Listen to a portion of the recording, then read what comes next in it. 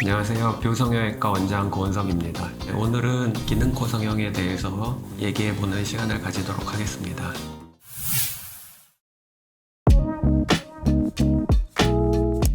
일반 코 성형은 미용에 중점을 둔 수술이라고 하면, 기능코 성형은 기능적인 부분을 같이 해결을 해주는 수술이라고 보시면 되겠습니다. 크게 네 가지로 볼 수 있는데, 첫 번째로 비중격 만곡증 같은 경우는 코 안에 있는 비중격이라고 하는 이 부분이 휘어서 여러 가지 문제를 일으키는 질환이 되겠습니다.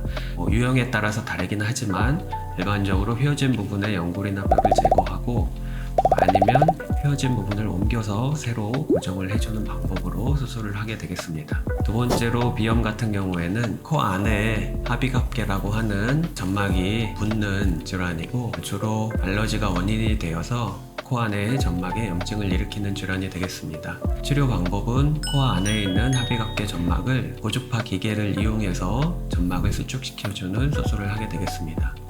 세 번째로 부비동염, 일반적으로 축농증이라고 알고 있는 병이 되겠는데, 이 부비동염 같은 경우에는 코 주변에 뼈 안에 비어있는 공간에 염증이 생겨서 농이 차서 생기는 질환이 되겠고, 치료 방법으로는 뼈 안에 생긴 이 농들을 배출해주는 수술을 하게 되겠습니다.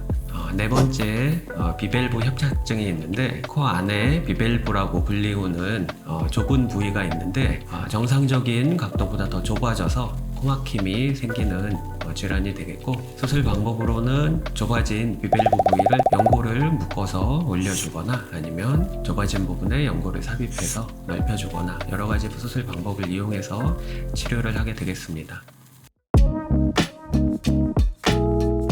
비염이 있어서 코막힘이 심하신 분들은 이 코 안에 있는 점막이 엄청 많이 부어서 코가 꽉 막혀 있는 경우가 많아요. 그래서 비염 수술을 받게 되면 증상이 호전이 되는데, 다만 완치되는 거는 아니고 점막이 줄어들어서 코로 숨 쉬는 길이 열리니까 코막힘은 좋아지게 될 거고, 콧물이나 재채기 같은 다른 증상도 전보다는 좋아지게 됩니다.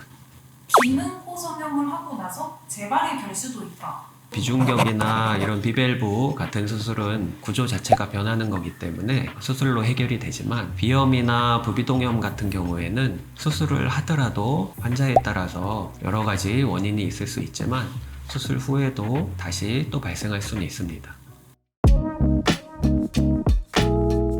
일반적으로는 같이 해도 되는데, 일반적으로 축농증이라고 알고 있는 질환 같은 경우에는 이 농이 여러 가지 원인에 의해서 염증이 생긴 병이기 때문에 이거를 치료하는 것과 코 성형은 같이 하기가 조금 어려운 부분이 있고, 그 외에 나머지 같은 경우는 코 성형과 같이 하면 더 좋은 경우가 많습니다.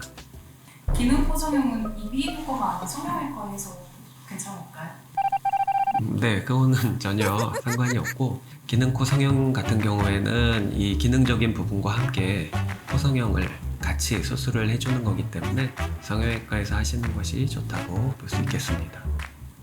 혹시 원장님 한소희 배우 아실까요? 그분이 비염 수술을 했다고 해요. 그냥 기능코 수술만 했다고 하면 사실 코끝이 올라가는 거는 아니고, 휜코 같은 경우는 이 비중격을 피면서 바깥쪽에 붙어있는 연골이나 뼈들도 같이 교정을 해주는 경우가 있습니다. 그때는 바깥에 코 모양도 같이 변할 수가 있습니다.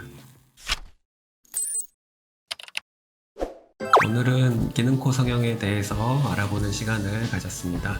코에 기능이 떨어져 힘드신 분들에게 도움이 되었으면 좋겠습니다.